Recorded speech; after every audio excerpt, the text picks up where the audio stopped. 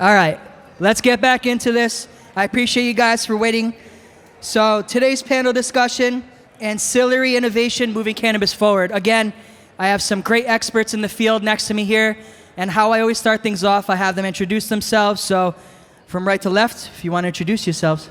Hey everybody, Jack with Grove Bags. Pleasure to be here with you. We're really known for our cultivation solutions. We're in about 4,000 facilities worldwide. One of the most widely used curing and storage products and systems in the industry. We're very proud and honored to be in a lot of wonderful facilities here in Massachusetts and the Northeast as well. And I'm stoked to be here with some awesome panelists, and hopefully we can bring you guys a couple nuggets of wisdom. Hey everyone, Brandon Gallagher, thanks for having me. Vuber Technologies, we're a leading manufacturer of personal handheld vaporizers. We distribute all over the country, and I started the company about 2014, so it's been 11 years now. Started in about 2017, we started patenting and building everything from scratch. So we have 23 patents, 11 that have been granted.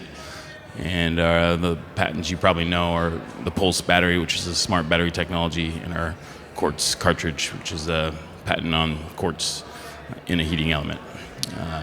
So yeah, thank you for having me.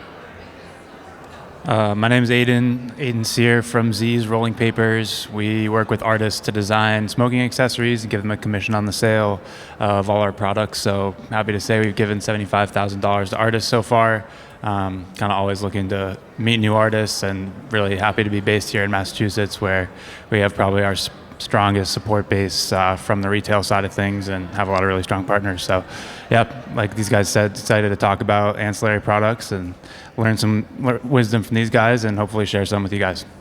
Yeah, man. I always say ancillary products are everything, because you don't necessarily need a license, right, to gain some of the benefits that the cannabis industry has to offer. And, that really makes the playing field a little bit more even for people such as ourselves up here, because some of the licenses to get in this industry are just immense, and it's astronomical for the average person. And just to gain investors and to gain traction in that area can be incredibly difficult for a lot of people. So I just want to big up each and every one of you for making that headway and putting all the time and effort you put into that, because from what you had mentioned, Jack, that's serious. You guys have done major work in the industry. You said over 4,000 locations worldwide.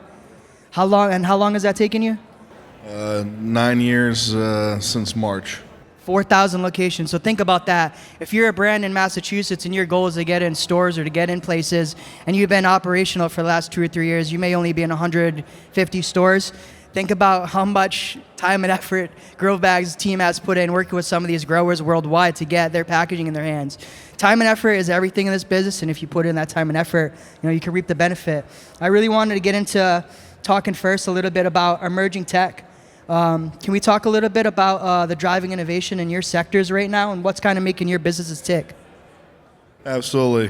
For us at Grove Bags, obviously our packaging is flexible packaging that allows us to make multi-layer structures and really have specialty tailor engineered films and materials to make great solutions. So for us, really, the tremendous focus right now is on the green revolution that's really coming to packaging. When we think about packaging, you go between labels and bottles and jars and obviously bags and different types of flexible packaging and pallets and containers. We're talking about a $1 trillion global industry, give or take, on an annual basis that is really everything that it's using is made from hydrocarbons. So very exciting time right now as we really push, and we'll see over the next 10 years a huge movement towards using circular materials and moving towards a circular economy. So the challenge and opportunity for us is being able to continue to deliver high value, complicated, solutions that are responsive and active,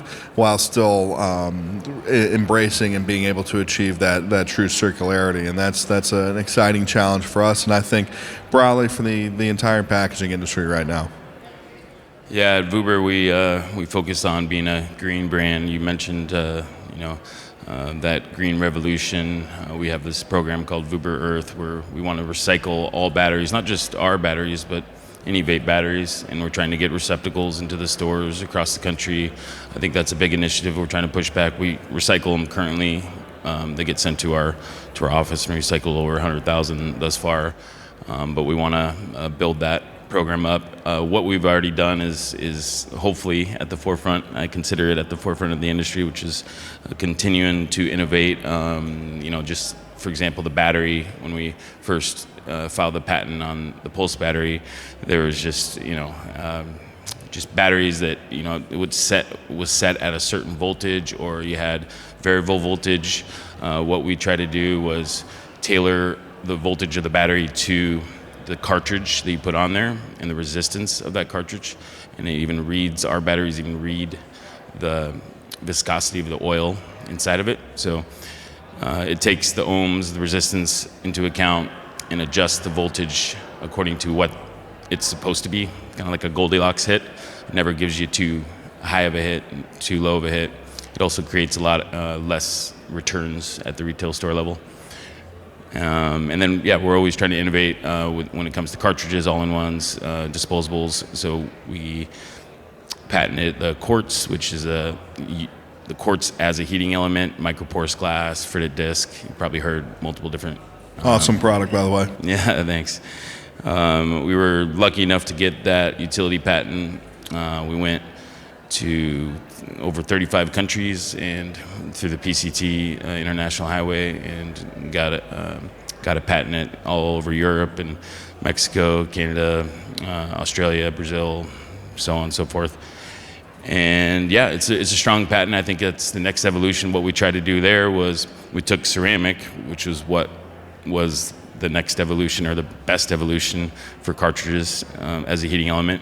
We kind of, if you consider the dab nail where you got, you can only use a ceramic or a quartz or like a titanium nail. Well, you can't really use a titanium as a heating element inside of a cartridge. So there's really just ceramic and quartz. So we tried to make something novel, and it worked out. And so Yeah, I mean, innovation on our side of the business is pretty slow. We're rolling papers, so that's kind of something that a lot of innovations have actually been eating into, with a lot of the dab pens, pre-rolls becoming some of the most fast-growing categories. We're trying to find ways to kind of stay not relevant. Everyone's always going to have people who roll joints themselves, but trying to innovate in slightly different ways. We're not going to come out with a flying rolling paper or something like that.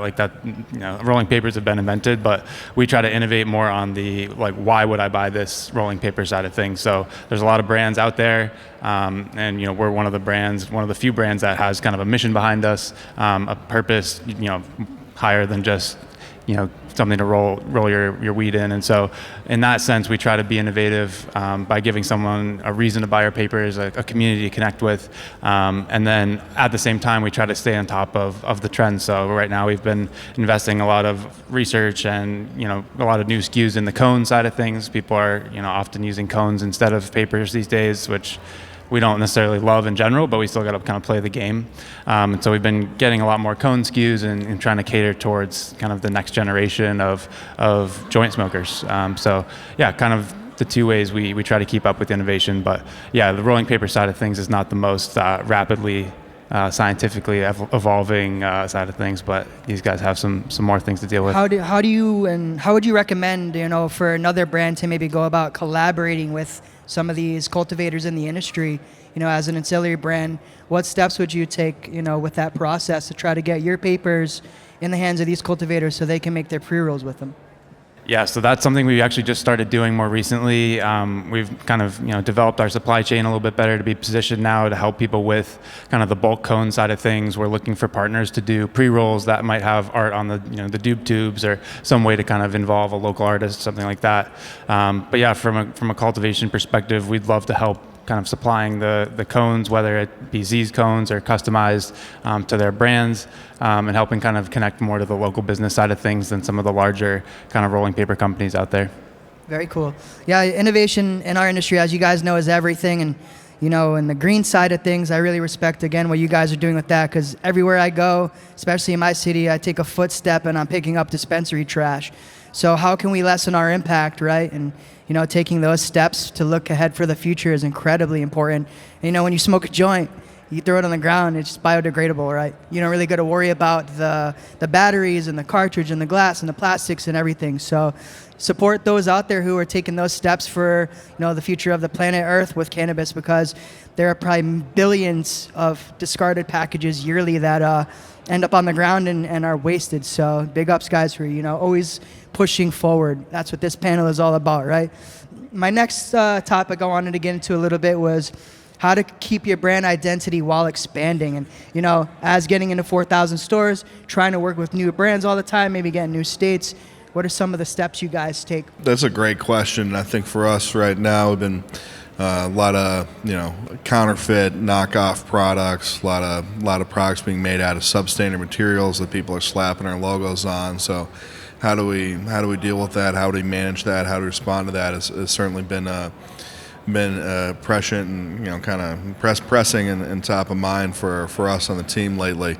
I would say the biggest thing that we really try to focus on is we focus on delighting our customers and focus on the quality of our products and the authenticity of the value mission and what we try to do, and really staying laser focused is really our response. Trying to, if anybody's going to create a better mousetrap, so to speak, it's going to be us, and challenging ourselves to do that, and really trying to embrace that side of business. But I think it's so hard to maintain an authentic brand as scaling, particularly in as fluid and dynamic of a market as cannabis. That's where I say authenticity really comes in, and it doesn't matter if you're making packaging or growing flower. People want transparency, they want familiarity, they want clarity, they want responsiveness, they want to feel a connection to your brand, they want to feel a connection to what you're doing. Trust is a very important thing, and I think trust permeates the entire industry and all industries really.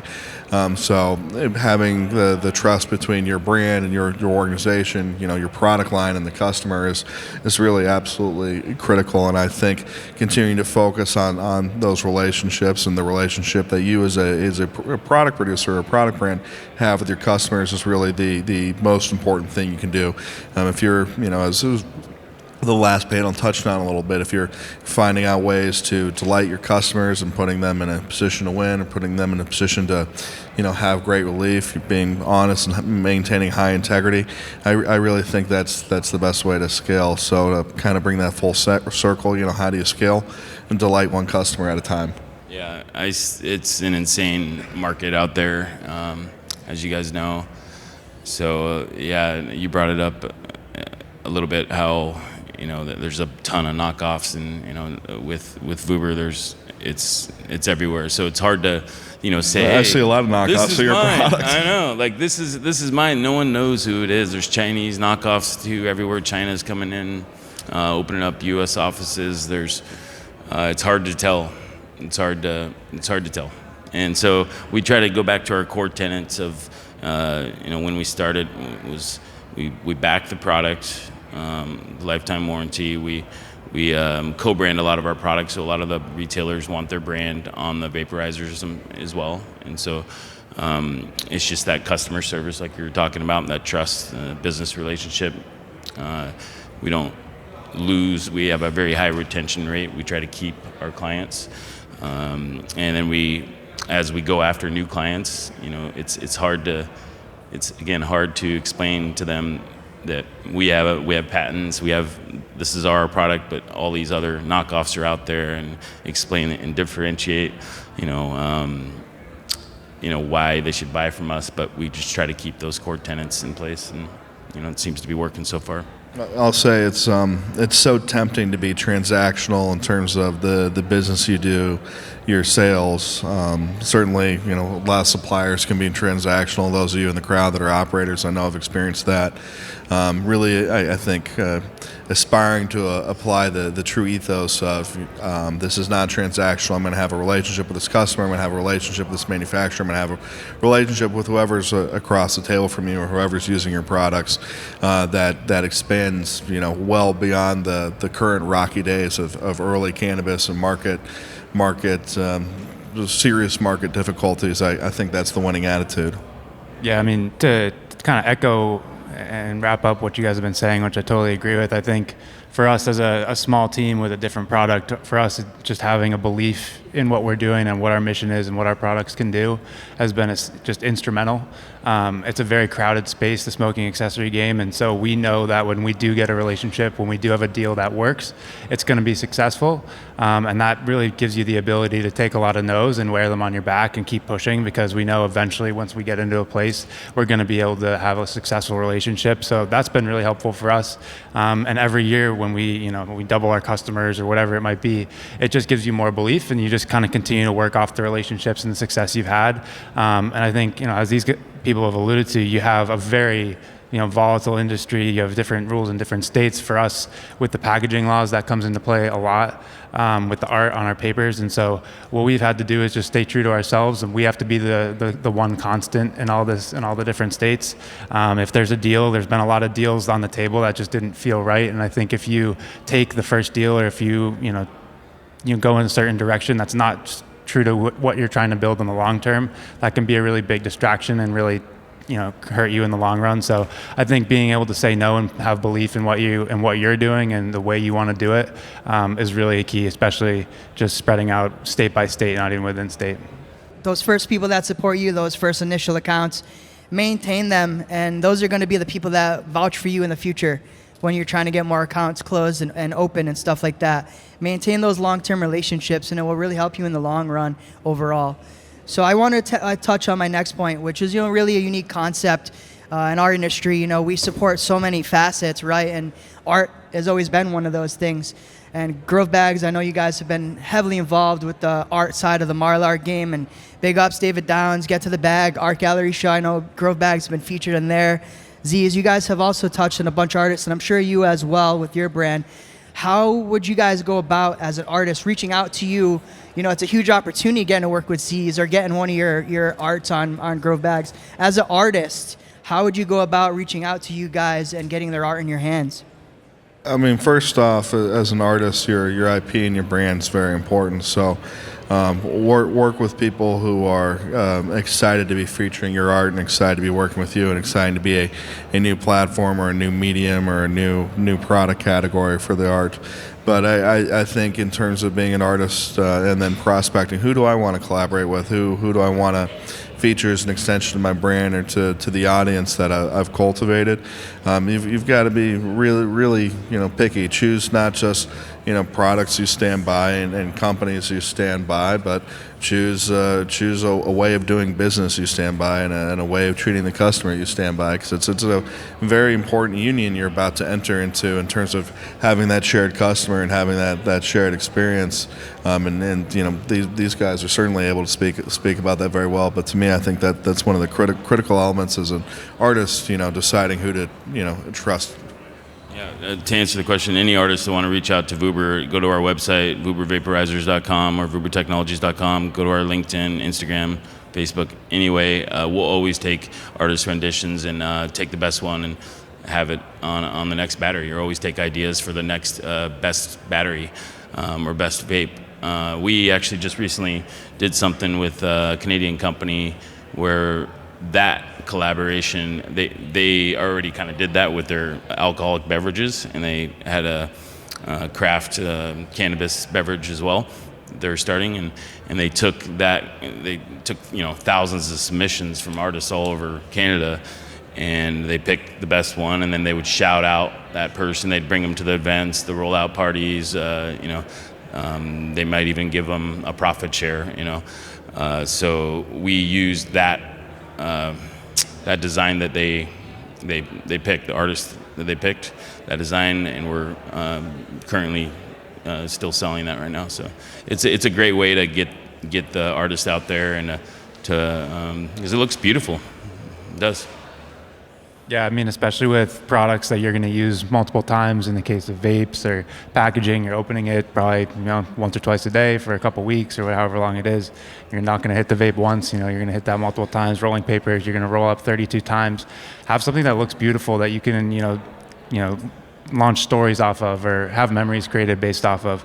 To answer your question, generally we have a submission portal on our website. People can always DM us. People can always email us with any art they want on their booklets. But a lot of the people, in the industry, if you work for a dispensary chain, or if you work for even just a singular mom and pop, we're always working on custom projects where maybe, similar to what you were saying, there's the kind of community activation approach where art can really bring people together. So you, your customers, your employees have 2 months to submit their design. You can vote on it. You can have all these kinds of different, ways to build community based off of it. And then at the end, you come out with a really beautiful product that, people love to support. And that's, I think, one of the best parts about being in the cannabis industry is it's such an overlap with the art industry, the people who like to support art, that, you can rarely go wrong. And I think, my last kind of point on the artists, it being a huge kind of, part of our, our mission at Z's is there's so many talented artists out there. And if, there's the new AI art, you can go online and use stock images. But if you are considering making an artistic product, please consider using a human artist, someone who's trying to make it their career, maybe already has. It's hard to underrate, just in the feedback I've gotten from the artists we work with, the aspect of giving them a platform. So like we're always proud of the money that we've given our artists, and they really are appreciative of that. But for a lot of them, they work with us because they really are so grateful to have a platform for their art, and they want to get their art out there. And that, to your point, that's kind of the most important thing. We work with people who are excited to work with you. There's a lot of artists out there who do business in certain ways, or who have, maybe it's only a side thing. I can really quickly tell when I'm working with an artist, like this is someone who really wants to do this, who's committed to, sticking to a timeline, working within the, the template, all of that kind of stuff. The people who don't respond and all that stuff, that's kind of a self-filter. That's fine. But work with the people who are eager to work with you, and usually good things will happen. Oh yeah, I love it.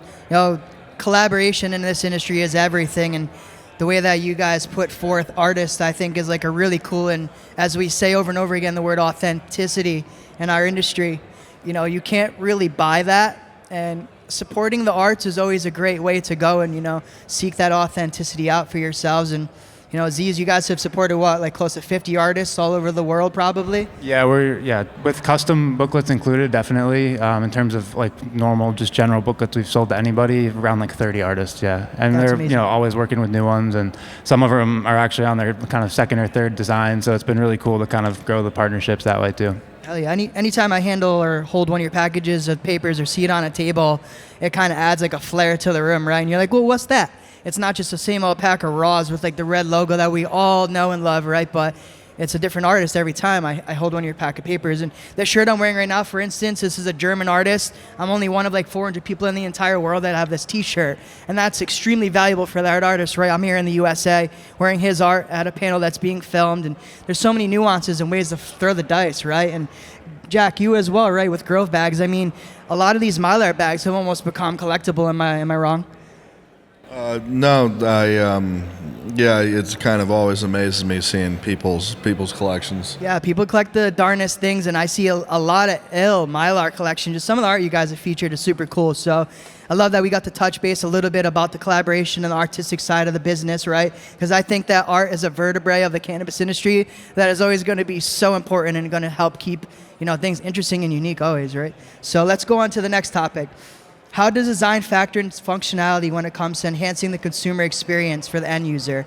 So basically, material uses, supply chain, leading to the overall experience.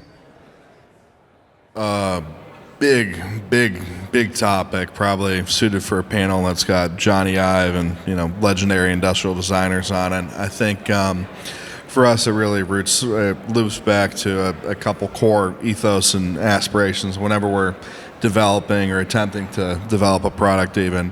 One is it fundamentally a superior, better way of doing things than the current methodology or solution or bro science solution or whatever you want to do it. So one, does it truly add value? Two, do people enjoy using it? Are the customers delighted to use it? And I think really the third biggest thing is you never want to make something that people are indifferent to. It's better to have 5 people fucking love what you're doing than 100 people who think it's like kind of okay or kind of cool or whatever.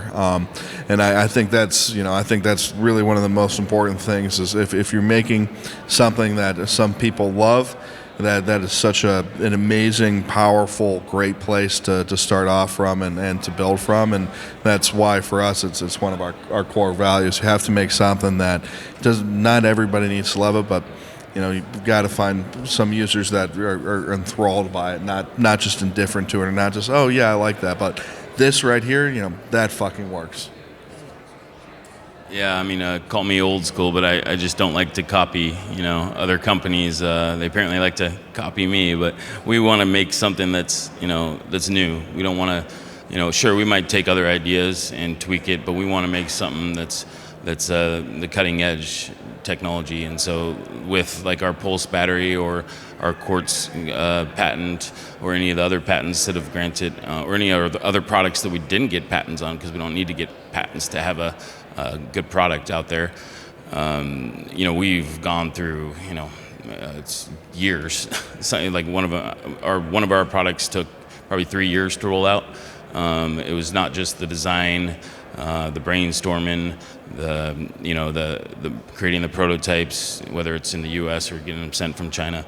Working out the kinks, multiple different iterations of that, and then getting your first batch in, small batch, because you want to make sure it's good. If you have to make a tweak, then you got to make another tweak, and So I've done that, multiple times, and it's very, very important. It's a big topic for sure for me. So I think for everyone on this panel, and I mean, I think that it's very important to be patient and to not rush it.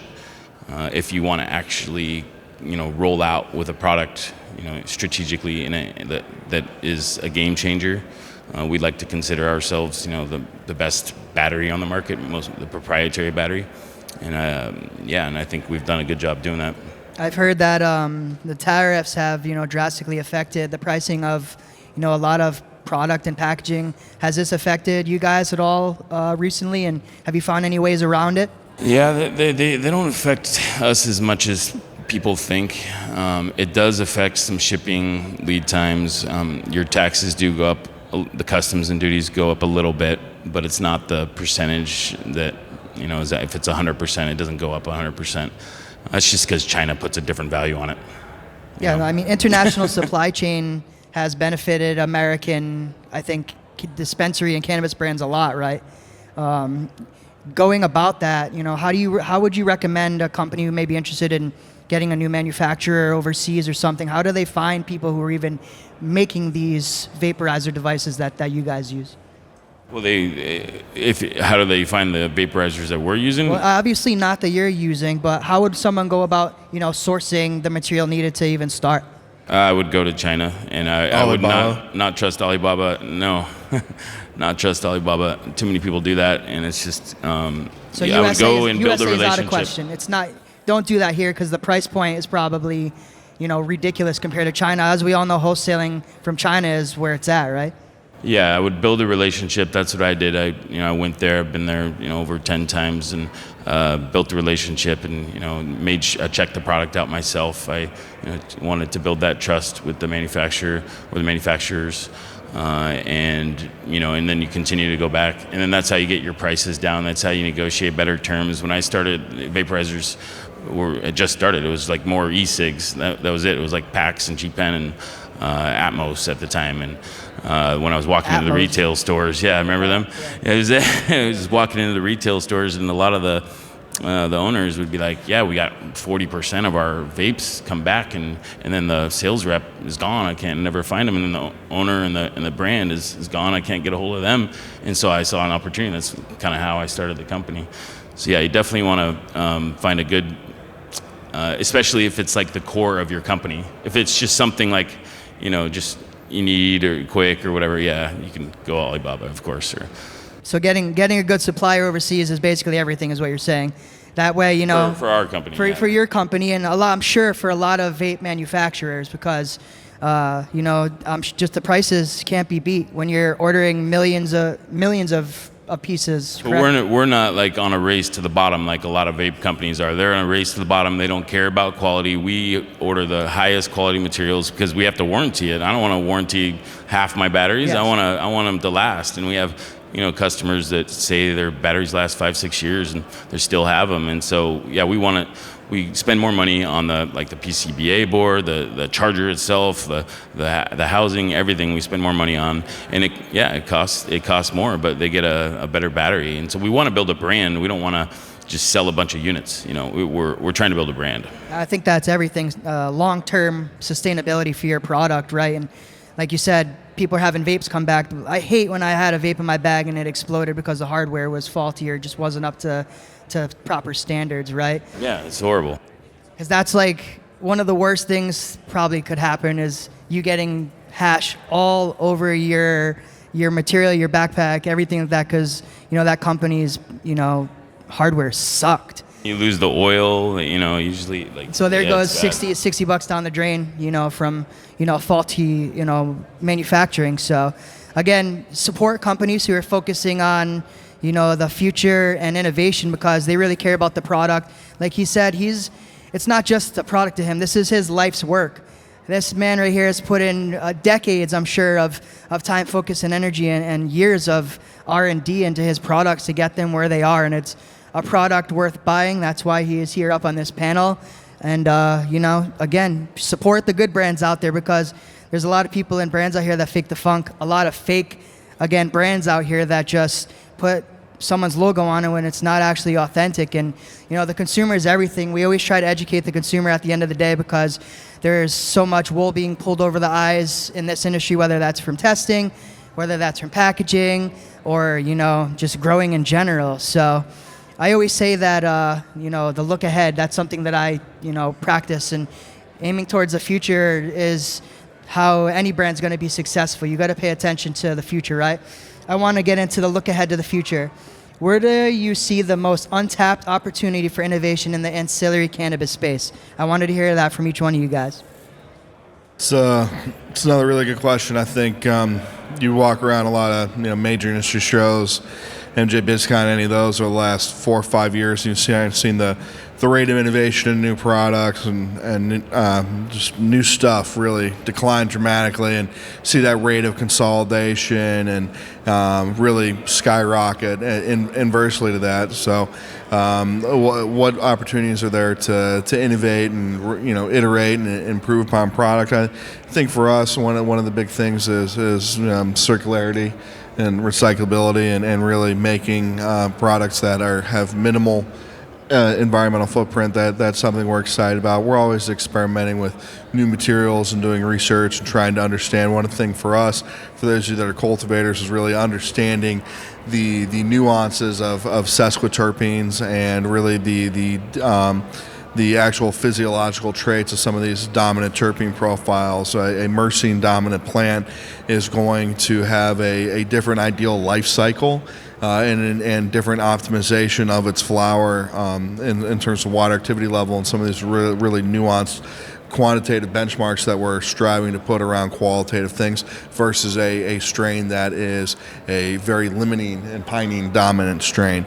And really that is exciting for us, really continuing as an entire industry to understand deeper and deeper about plant physiology, and for us being able to really perfect post-harvest processes is exciting stuff. But I think one of the realities of the space is, and how many times can you reinvent a bag or reinvent a wheel, so to speak? Well, yes, that's definitely part of it, but also I think there's going to be a lot of reinvention of how someone gets that bag, so to speak, or how they interact with that bag. So I think there's a whole world yet to still be untapped. To me, one of the most exciting things I think in cannabis is out of the top 100 brands 5 years from now, I'm sure less than half of them we've even heard of, and the most part are still in their infancy, or some heady guys toiling away in their garage or their barn or whatever. So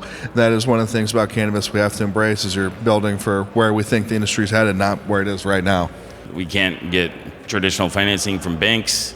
Investors, especially right now in the last 4 or 5 years, just aren't around. So any other industry, you'd have that. We don't. So we got to rely on our sales and our hustling to to keep that money coming in. And the other thing is business practices. If we have higher level business practices like other industries, then we would do a lot more business, a lot better business.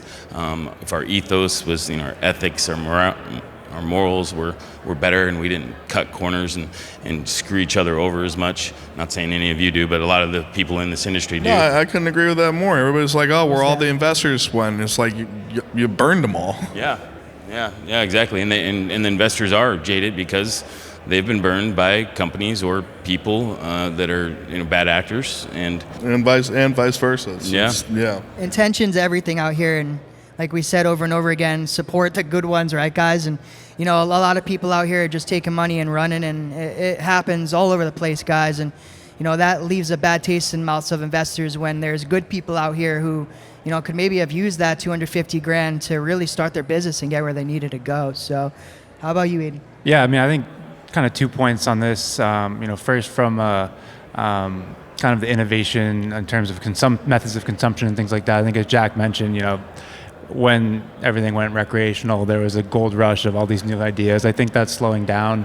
I think one trend to keep an eye out for, though, is as we do get more, accepting as a society of people smoking, dabbing, whatever it might be. I think there was a huge trend towards stealth in the beginning of this kind of this new market and new industry where people are still not quite sure whether they can smoke and all that sort of stuff. I think now that is becoming a little bit more accepted, especially in states where it's been legal for over 10 years. I think we will start to see things, trend a little bit more towards, how do we want to just enjoy this versus how can destigmatization. How can we enjoy it without anyone knowing? That's a fantastic point. Yeah. So I'm excited to see what that turns into.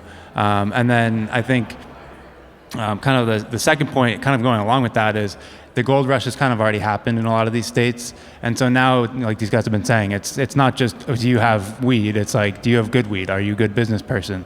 Do you stand for anything? Is your, do you do a certain thing differently, or do you do a certain thing for someone else that this other company might not do? And that's, I think, what's going to start to be the differentiator versus just, the table stakes of we can grow weed, or, we can make vapes. It's like, okay, well, now I know I can get vapes. I'm not worried about, just grabbing anything first thing I can. I want to actually, dig that next level deeper. I think brands will start to pull ahead here soon, too. I agree. Yeah. The moral ethic and moral compass in the industry is everything. It needs to be practiced more often. And, you guys, big ups for instilling that in the community, because that's everything. We all hear the stories over and over again. So, again, support the good ones. For me, the look ahead always comes down to, right, social consumption, because that's the basis of all this is cannabis consumption, right? And for me, that comes down to a lot of innovation with the dab devices, and, with that is a whole new spiel of things. Do you guys have any brands that, you may be affiliated with, or you want to shout out that, are also heading the innovation side and the look ahead in the future?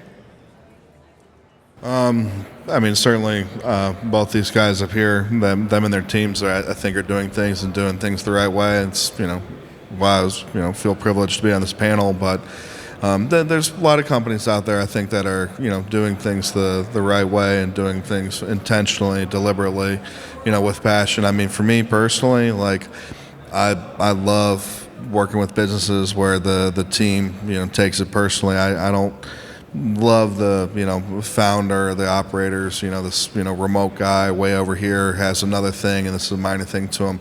Give me somebody who fucking bleeds for it. This is the time the industry needs somebody who fucking bleeds for it. Give me that guy that is, I don't need the guy that's in battles on Reddit and on Facebook comments, but I need the guy who reads them and takes them personally and thinks about it and then reaches out to those customers and is like, hey, I need you to revisit this, or we need to look at this again, or you must have not tried it the right way, or I'd like to stop by and show you how to use my product. Give me that guy. I'm going to bet on that person every day, especially right now as the industry is kind of stutter stepping.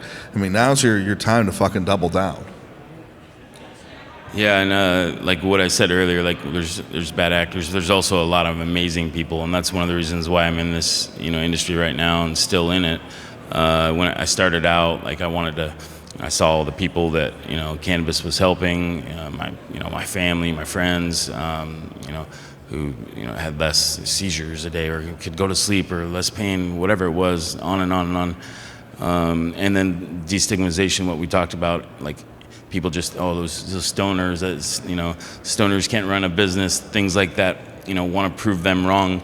But when it comes to, yeah, I mean, I like to work with everyone who has a similar, mindset. If it's just someone who's flaky or just doesn't pay, I happen to work with more retailers because that's just who I work with. So I have a lot of retail owner friends that are really close friends of mine. And they are also very passionate, and so sometimes we'll cuss at each other, we'll yell at each other, we'll hug each other, and yeah, it's nothing but love in the industry. So.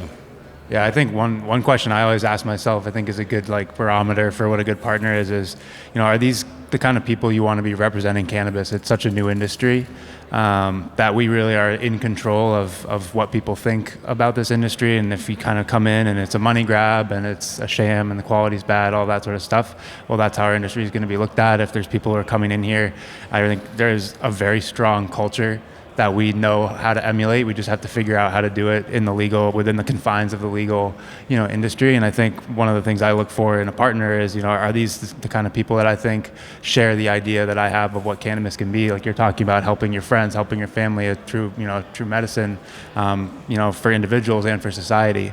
And so that's a question that we always ask ourselves. And it's the reason that, my partners and I actually got into cannabis is we can grow up in families where, it's, don't smoke weed, it's bad for you, all this sort of things.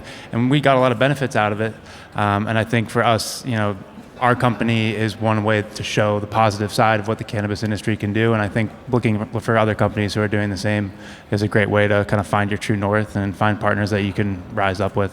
Well said, guys. I was going to say, to piggyback on that real quick, I think like-minded people attract like-minded people. So if you want the people that are similar-minded, then you'll attract them, and you want to work with those people, and you'll block out everything else. Yeah, man. Don't be afraid to take your time and feel people out. This is again, your life's work. Take that time like you put in and feel people out before you invest your time, heart, and money into them, because the outcome's not always going to be what you want it to be, right? Again, on the look ahead touch, I just wanted to big up cannabis events. In my opinion, are just about everything when it comes to product, branding, marketing. Events are going to be how you get your brand out there. Big ups to Flower Expo for coming out here to Massachusetts and putting on such a great platform for brands, not only in Mass but worldwide. Events like this are going to be how brands across the country and the world succeed, especially in these emerging markets like Germany, like Colombia, like Berlin. So big ups to you guys who are out there attending these events, buying tickets, buying vendor booths, sponsorships, and making an event planner like me's job a little bit easier out there, because again, events are so important to us. Before we wrap things up, I just wanted to allow you guys to shout yourselves out again one more time. Big up each and every one of you for joining us on this panel today.